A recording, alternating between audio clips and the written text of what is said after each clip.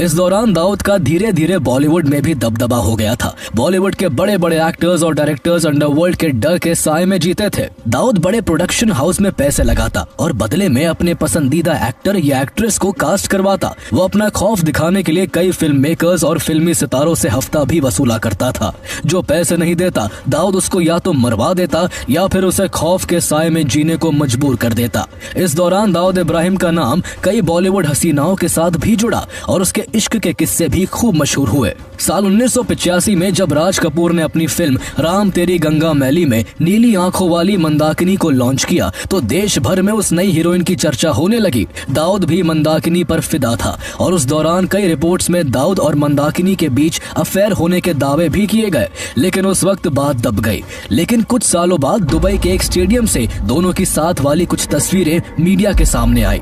तस्वीरों में दोनों एक साथ मैच देखते हुए बेहद करीब नजर आ रहे थे। इसके बाद मंदाकिनी को दाऊद की गर्लफ्रेंड कहा जाने लगा था। साल 1986 में जब दाऊद अंडरवर्ल्ड की दुनिया में शिखर पर पहुंच चुका था, उसी दौरान उस पर पुलिस का शिकंजा भी कसा जाने लगा। पुलिस कमिश्नर टीएस सोमन ने दाऊद को पकड़ने के लिए फौरी वारंट जारी किया और दाऊद पर नकेल कसने के लिए पुलिस को खुली छूट दे दी। दाऊद के ऊपर मर्डर, एक्सटॉर्शन और स्मगलिंग समेत कई चार्जेस थे। वो भी समझ चुका था कि अब मुंबई में रह पाना उसके लिए मुश्किल है, इसलिए उसने अपने परिवार और कुछ करीबियों के साथ भारत छोड़ने का फैसला किया। एक रात क्राइम ब्रांच की टीम ने दाऊद को पकड़ने के लिए डी कंपनी के हेडक्वार्टर पर छापा मारा, लेकिन तब तक देर हो चुकी थी। पुलिस डिपार्टमेंट के अंदर से की गई मुखबरी के चलते दाऊद इब्राहिम उस समय तक भारत छोड़कर दुबई भाग निकला था। इसके बाद दाऊद इब्राहिम दुबई से ही अपने गुर्गों के जरिए मुंबई को कंट्रोल करने लगा। वो न केवल मुंबई को कंट्रोल कर रहा था, बल्कि उसने दुबई में रहकर भारत के अलावा और भी देशों में अपने पैर पसार लिए थे। उस समय डी कंपनी में उसके लिए छोटा राजन, मोहन कोटियन, गुरु सताम, छोटा शकील और शरद शेट्टी जैसे लोग काम करते थे। डी कंपनी में दाऊद की पोजीशन नंबर 1 की थी और छोटा राजन नंबर 2 पर था। लेकिन छोटा शकील को छोटा राजन के दूसरे नंबर पर होना बिल्कुल पसंद नहीं था। वो खुद दाऊद का सबसे करीबी बनना चाहता था, इसलिए वो और उसके करीबी शरद शेट्टी और सौत्या अक्सर छोटा राजन के खिलाफ दाऊद के कान भरते रहते थे। साल 1992 तक सब ठीक चलता रहा, लेकिन इसी बीच दाऊद के जानी दुश्मन अरुण गावली गैंग ने दाऊद की बहन हसीना पारकर के पति इब्राहिम पारकर की हत्या कर दी। दाऊद ने अपने जीजा की मौत का बदला लेने के लिए उसे शूट करने वाले शैलेश हल्दांकर और विपिन शौर्य को मौत के घाट उतारने का काम छोटा राजन को सौंपा। छोटा राजन अपने काम में लगा हुआ था, लेकिन इब्राहिम पारकर के दोनों हत्यारे जे हॉस्पिटल में कड़ी सुरक्षा के बीच एडमिट थे, इसलिए उसे दोनों को ठिकाने लगाने में देरी हो रही थी। दाऊद को अपने जीजा की मौत का बदला लेने की जल्दी थी, इसलिए उसने ये काम छोटा राजन की जगह छोटा शकील को सौंप दिया। इसके बाद 12 नवंबर 1992 को छोटा शकील के खतरनाक शूटरों ने मुंबई के जे हॉस्पिटल में घुसकर ताबड़तोड़ 500 राउंड की फायरिंग की और शैलेश हल्दांकर को भून डाला। हालांकि उस दिन विपिन शौर्य दूसरे वार्ड में था, इसलिए उसकी जान बच गई, लेकिन इस गोलीबारी में 2 पुलिसकर्मी भी मारे गए थे। इस इंसिडेंट के बाद से ही छोटा राजन और दाऊद के रिश्ते बिगड़ने शुरू हो गए थे। एक दिन दुबई की एक पार्टी में शरद शेट्टी ने दाऊद से कहा, आपके अंडर काम करते हुए छोटा राजन अपनी एक अलग टीम खड़ा करता जा रहा है, कहीं एक दिन ऐसा ना हो कि यही आपके लिए खतरा बन जाए। इसके बाद बात यहाँ तक पहुँच गई कि दाऊद इब्राहिम अपने राइट हैंड छोटा राजन को डी कंपनी की इंपॉर्टेंट प्लानिंग से भी दूर रखने लगा। उसी दौरान 6 दिसंबर 1992 को कार सेवकों की भीड़ ने अयोध्या में स्थित सालों से विवादित रही बाबरी मस्जिद को गिरा दिया। इसके बाद पूरे देश में तनाव और हिंसा का माहौल बन गया। जगह जगह दंगे भड़क उठे और मुंबई भी इस वायलेंस से नहीं बच सकी। टाइगर मेमन, मोहम्मद दोसा और दाऊद इब्राहिम इसका बदला लेना चाहते थे, इसलिए उन्होंने साथ मिलकर मुंबई को दहलाने की प्लानिंग रचनी शुरू कर दी। दूसरी तरफ पाकिस्तान की खुफिया एजेंसी ISI भी भारत को चोट पहुंचाना चाहती थी, इसलिए उसने इस मौके का फायदा उठाते हुए अपने प्लान में दाऊद इब्राहिम, उसके भाई अनीस इब्राहिम, मोहम्मद दोसा और टाइगर मेमन को शामिल कर लिया। हालांकि दाऊद ने अपने दाहिने हाथ रहे छोटा राजन को इस आतंकी हमले की पूरी प्लानिंग से दूर रखा था। इसके बाद जनवरी 1993 में ISI ने पाकिस्तान से RDX, राइफल्स और ग्रेनेड के कुछ कंसाइनमेंट गुजरात भेजे, जिन्हें दाऊद इब्राहिम का सबसे भरोसेमंद आदमी अबू सलीम मुंबई तक पहुंचा रहा था। इसके बाद 12 मार्च 1993 की दोपहर महज 2 घंटे 10 मिनट के अंदर मुंबई 12 जोरदार धमाकों से दहल उठा। इन धमाकों में करीब 257 लोगों की मौत हुई और 700 से ज्यादा लोग गंभीर रूप से घायल हो गए। ये भारत में अब तक का सबसे खतरनाक और भयानक आतंकी हमला था, जिसमें दाऊद इब्राहिम की एक बड़ी भूमिका थी। बाद में इसमें शामिल कई लोगों को गिरफ्तार भी किया गया, लेकिन दाऊद इब्राहिम हाथ नहीं आ सका। वो इस हमले के बाद दुबई से भागकर पाकिस्तान में जा छुपा, जहां पाकिस्तान ने उसे पूरी सुरक्षा दी। 1993 के मुंबई सीरियल ब्लास्ट के बाद दाऊद ने पाकिस्तान से अपनी क्रिमिनल एक्टिविटीज को जारी रखा।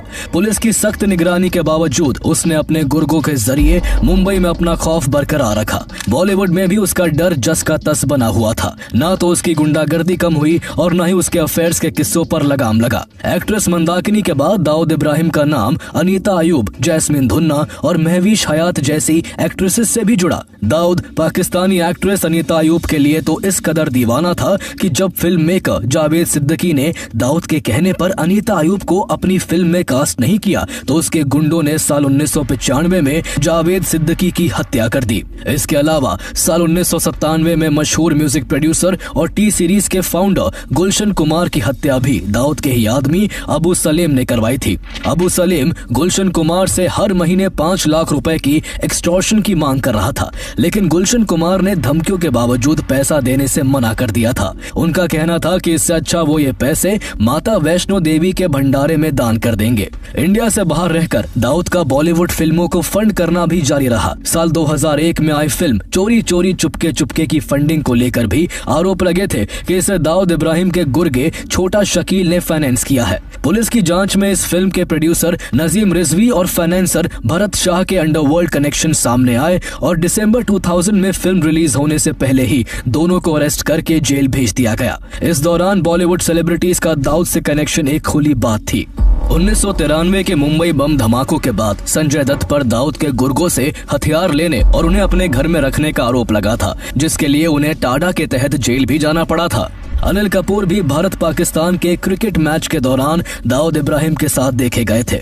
वहीं सलमान खान को दाऊद के भाई के साथ एक इवेंट में देखा गया था। अभिनेता ऋषि कपूर ने अपनी ऑटोबायोग्राफी में खुलासा किया कि उन्होंने दाऊद से 2 बार मुलाकात की थी। इसके अलावा दाऊद के एक इवेंट में गोविंदा, अनु मलिक, जैकी श्रॉफ, कुमार सानू और रंजीत जैसे कई बॉलीवुड सितारों की मौजूदगी थी। अनु मलिक ने तो दाऊद के लिए एक डेडिकेटेड गाना भी बनाया था। इस बीच दाऊद और उसके राइट हैंड छोटा राजन के बीच दरार बढ़ती जा रही थी। मुंबई सीरियल ब्लास्ट के प्लानिंग से छोटा राजन को दूर रखा गया था, इसलिए वो खुद को ठगा हुआ महसूस कर रहा था। डी कंपनी में अब उससे ऊंचा रुतबा छोटा शकील का हो गया था, इसलिए छोटा राजन ने दाऊद से दोस्ती तोड़ते हुए उसकी गैंग को छोड़ दिया। इसके बाद छोटा राजन और दाऊद एक दूसरे की जान के दुश्मन बन गए। साल 1994 में दाऊद ने छोटा राजन को मारने की प्लानिंग की, लेकिन जब तक दाऊद के आदमी उस तक पहुंच पाते वो दुबई से भाग चुका था। साल 2000 में दाऊद को खबर मिली कि छोटा राजन बैंकॉक में छिपा है। उसे खत्म करने के लिए दाऊद के खासम खास छोटा शकील ने अपने गुर्गो मुन्ना झिंगाड़ा को भेजा।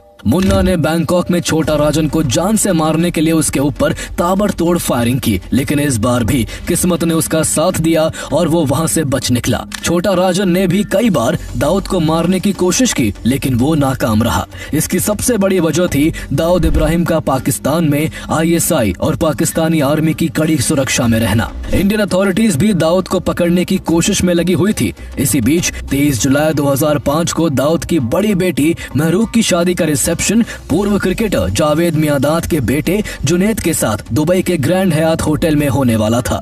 इसी मौके पर भारत ने दाऊद को पकड़ने का एक सीक्रेट प्लान बनाया। इस काम को शांति से निपटाने की जिम्मेदारी IB से रिटायर हो चुके अजीत डोभाल को सौंपी गई। अजीत डोभाल ने इसमें छोटा राजन को भी शामिल किया। छोटा राजन ने दाऊद को ठिकाने लगाने का काम अपने 2 शूटर्स विकी मल्होत्रा और फरीद तनाशा को सौंपा।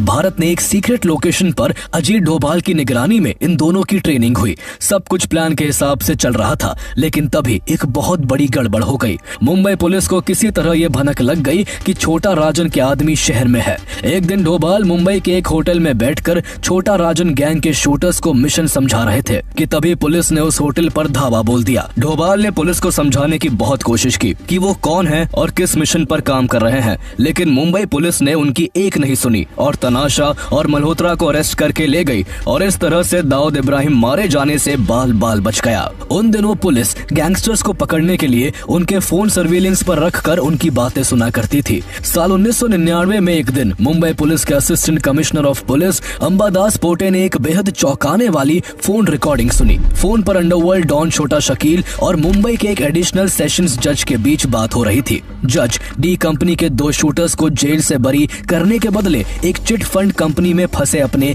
40 लाख रुपए की उगाही की बात कर रहा था। अंबादास पोटे ने रिकॉर्डिंग क्राइम ब्रांच के चीफ डी शिवानंदन को सौंपी। उन्होंने तुरंत एक्शन लेते हुए उस एडिशनल सेशंस जज को सस्पेंड करवा दिया। उसी सेशंस कोर्ट में उस जज के खिलाफ मुकदमा चला जहां वो बतौर जज काम करते थे। लेकिन जब मुकदमा चला तो कोर्ट ने उस टेप को कानूनी रूप से पुख्ता सबूत मानने से इनकार कर जज को बरी कर दिया। इस तरह जहां एक तरफ मुंबई पुलिस अंडरवर्ल्ड को खत्म करने के काम में लगी थी तो वहीं दूसरी ओर कुछ करप्ट अफसर और जज अपने निजी स्वार्थ के लिए पुलिस की मेहनत पर पानी फेर रहे थे।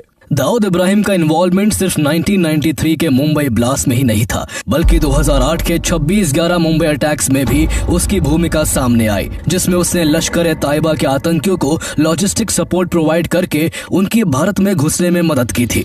इसके अलावा दाऊद के टेररिस्ट ऑर्गेनाइजेशन अल-कायदा के लीडर ओसामा बिन लादेन और अयमान अल जवाहिरी के साथ भी रिश्ते थे। इस वजह से जहां दाऊद को यूनाइटेड नेशन सिक्योरिटी काउंसिल की IS and Al Qaeda sanctions committee global terrorist घोषित कर चुकी है, तो वही भारत और अमेरिका ने भी दाऊद को ग्लोबल टेररिस्ट डिक्लेयर कर उसके सर पर भारी भरकम इनाम रखा हुआ है। दाऊद का भाई अनीस बैटिंग रैकेट चलाता है जिसके जरिए करोड़ों की कमाई होती है। 2018 में दाऊद के एक गैंगस्टर ने दावा किया कि डी कंपनी दुनिया भर के 2/3 क्रिकेट मैचों में अकेले ही सट्टा लगवाती है। 2013 की IPL स्पॉट फिक्सिंग में भी दाऊद की डी कंपनी इन्वॉल्व थी। इस तरह मुंबई छोड़ने के बाद भी दाऊद का क्राइम बिजनेस बिना रुके चलता रहा। साल 2015 में फोर्ब्स ने दाऊद को $6.7 बिलियन की संपत्ति का मालिक बताया था, जिस हिसाब से वो दुनिया के अब तक के सबसे अमीर गैंगस्टरों में से एक है। उसके पास ब्रिटेन में $450 मिलियन की संपत्ति है, जबकि बाकी कई देशों में 50 से अधिक संपत्तियों में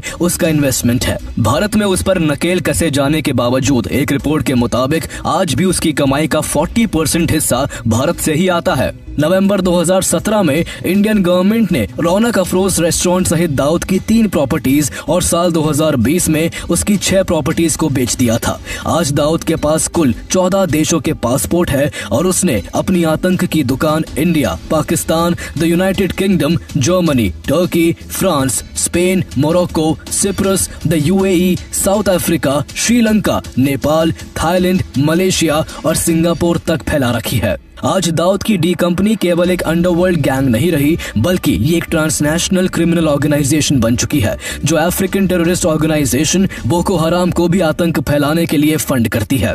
बीते 20 सालों में कभी कोरोना, कभी हार्ट अटैक तो कभी जहर से दाऊद इब्राहिम के मारे जाने की 5 बार अफवाहें उड़ चुकी है, लेकिन हर बार ये खबरें झूठी साबित हुई है। भारत से भागने के बाद वो लगातार अपना नाम और पहचान बदलता रहा है। कहा तो यहाँ तक जाता है कि पकड़े जाने के डर से उसने हुलिया बदलने के लिए कई बार अपने चेहरे की सर्जरी भी कराई है। दाऊद इब्राहिम को पकड़ने में न केवल मुंबई पुलिस बल्कि इंटरपोल भी लगी हुई है। दाऊद की उम्र अब लगभग 70 साल है। ऐसे में देखना होगा कि आखिर अंडरवर्ल्ड और डी कंपनी का सरगना दाऊद इब्राहिम कब तक पुलिस की पकड़ में आ पाता है।